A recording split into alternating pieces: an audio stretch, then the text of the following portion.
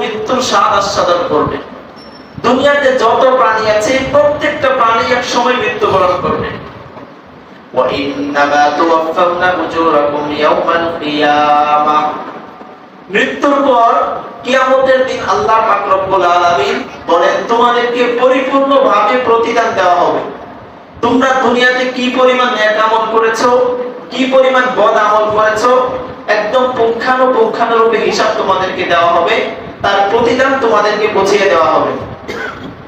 সূরাতুল আম্বিয়া 34 নম্বর আয়াতে আল্লাহ পাক বলেন কুল্লু নাফসিন যায়িকাতুল মাউত, এখানেও আল্লাহ পাক বলেন যে প্রত্যেকটি প্রাণী মৃত্যুর স্বাদ আস্বাদন করবে। তাহলে আল্লাহ সৃষ্টি করলেন কি জন্য?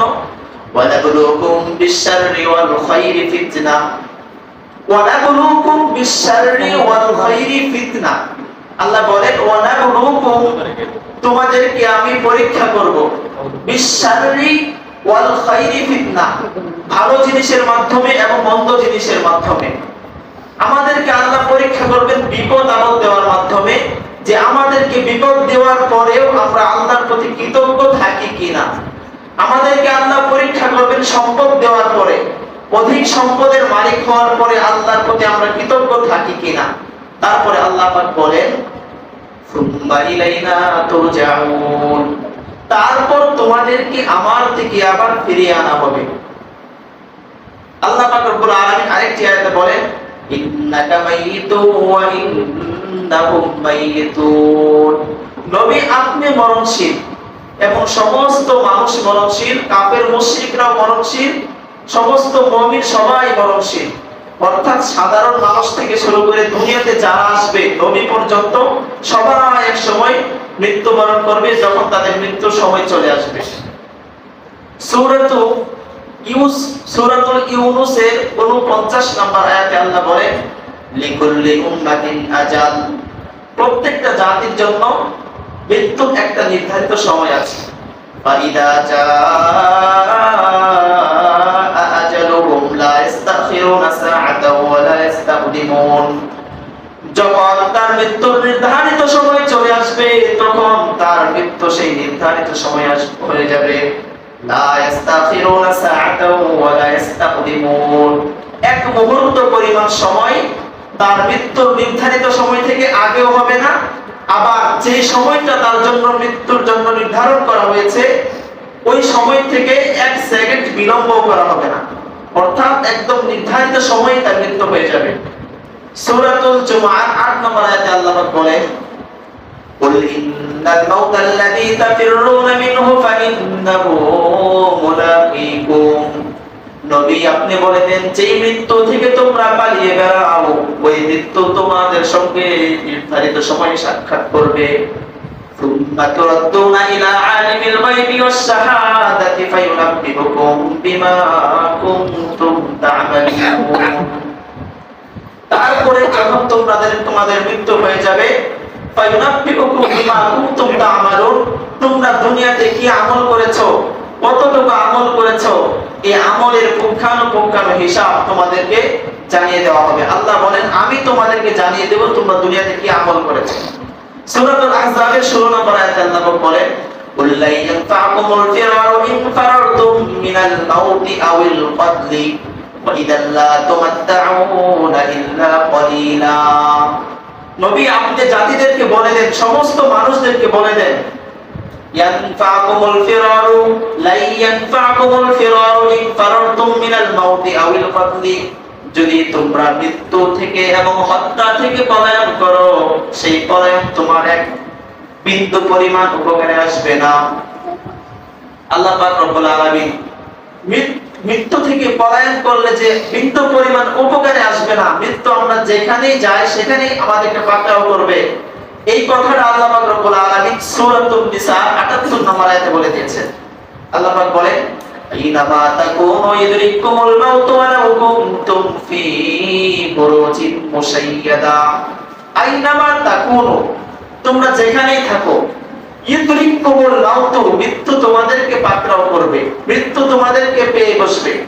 ওয়ালাউ কুনতুম ফি বুরুজিন মুশাইয়াদা, যদিও তোমরা একটা কাঁচ দ্বারা নির্মিত শৃঙ্খলের মধ্যে আবদ্ধ থাকো, কেউ যদি একটা কাজ দ্বারা চার কোন একটা বক্স নির্মাণ করে, বক্স বানায়, সেই বক্সের ভিতরে কেউ যদি প্রবেশ করে আর এতে ধারণা করে যে এখানে তো কোনো ফেরেশতা প্রবেশ করতে পারবে না, আমি অক্সিজেনের মাধ্যমে সেখানে জীবন যাপন করব, মৃত্যু আমার হবে কিভাবে?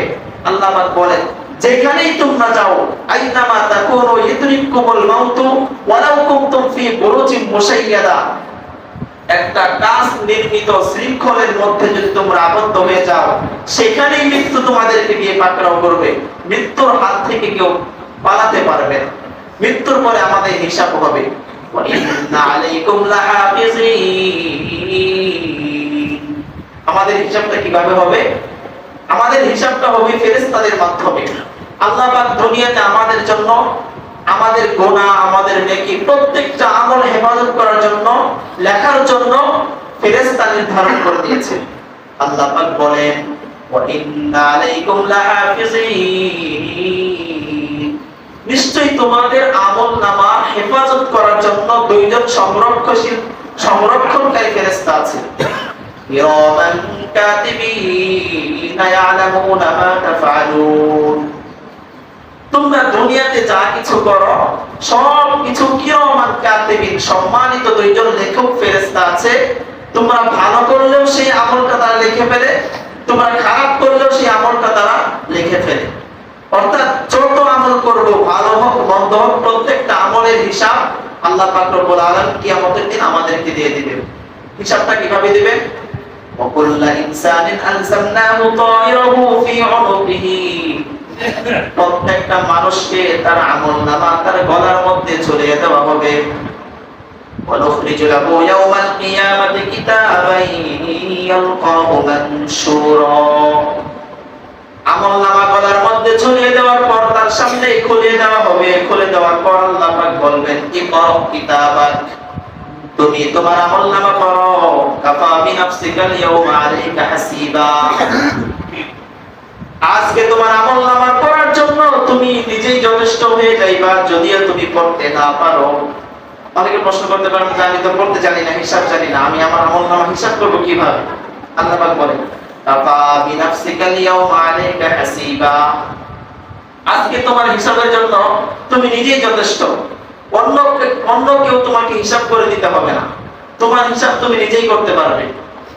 এই অবস্থা দেখার পর একজন ব্যক্তি তার আমলনামার এই হিসাবের অবস্থা দেখার পর একজন ব্যক্তি বলবে, লা ইউগাদিরু সাগীরাতান ওয়ালা কাবীরাতান ইল্লা আহসাহা, মানে হাদাল কিতাব, এটা কেমন আমলনামা, এটা কেমন হিসাবের খাতা? লা ইউগাদিরু সাগীরাতান ওয়ালা কাবীরাতান ইল্লা আহসাহা, ছোট থেকে ছোট একটা গুনাহ, বড় থেকে বড় একটা গুনাহ, একটা গুনাহকেও তারা ছাড়েননি, ফেরেশতারা ছেড়ে দেন নাই। একদম ছোট থেকে ছোট গুনাহ সেখানে লেখা আছে, বড় থেকে বড় গুনাহ সেই আমলনামার ভিতরে লেখা থাকবে। ওয়াজাদু মা আমিলু হাদিরা ওয়ালা ইয়াযলিমু রাব্বুকা আহাদা, তারা তাদের দুনিয়ার সমস্ত হিসাব সেই আমলনামার মধ্যে উপস্থিত পাবে। আর এই হিসাব দেওয়ার ক্ষেত্রে আল্লাহ একজন মানুষের প্রতি এক চুল পরিমাণ জুলুম করবেন না। যে যেই পরিমাণ গুনাহ করেছে তাকে সেই পরিমাণ গুনার শাস্তি দেওয়া হবে, আর যে যেই পরিমাণ আমল করেছে তাকে সেই পরিমাণ আমলের প্রতিদান দেওয়া হবে। তাহলে আমরা জানতে পারলাম যে আমাদের জন্য মৃত্যুর একটা নির্ধারিত সময় আছে। যখন সেই মৃত্যুর নির্ধারিত সময় চলে আসবে, অবশ্যই আমাকে আপনাকে দুনিয়া ছেড়ে কবরে চলে যেতে হবে। এখন দ্বিতীয় নম্বর বিষয় হচ্ছে, যদি আমাদের মৃত্যু হয়, মানুষ তো বলেছিলাম দুই প্রকার, নেককার এবং গুনাহগার। নেককারের মৃত্যু কেমন হবে, গুনাহগার ব্যক্তির মৃত্যু কেমন হবে? প্রথমে নেককারের মৃত্যু কেমন হবে আমরা জানবো কোরআনে কারীম থেকে। সূরাতুন নাহলের 32 নম্বর আয়াতে আল্লাহ বলেন, আল্লাযীনা তাতাওয়াফাহুমুল মালাঈকাতু তাইয়্যিবিন, এখানে নেককার মুমিনরা যখন মৃত্যুবরণ করবে তখন তাদেরকে দুইটা সুসংবাদ দেওয়া হবে। الذين تتوفاهم الملائكة طيبين يقولون سلام عليكم ادخلوا الجنة بما كنتم تعملون, যে ফেরেশতারা যে সমস্ত ব্যক্তিদেরকে পবিত্র অবস্থায় জান কবজ করবে, মৃত্যু দিবে, তাদেরকে বলবে সালামুন আলাইকুম। এক নাম্বার সুসংবাদ, মুমিনরা যখন মৃত্যুবরণ করবে, মৃত্যুর ফেরেশতা মুমিনের কাছে আসার পর বলবে সালামুন আলাইকুম, তোমার উপর শান্তি বর্ষিত হোক। দুই নাম্বার সুসংবাদ, উদখুলুল জান্নাতা বিমা কুনতুম তা'মালুন, তোমরা দুনিয়াতে যে আমল করেছো এই আমলের কারণে আজকে তোমরা জান্নাতে প্রবেশ করো। একজন মুমিন বান্দা যখন মৃত্যুবরণ করবে, আল্লাহ বলেন এই আয়াতের মধ্যে তাকে দুইটা সুসংবাদ দিবেন ফেরেশতা।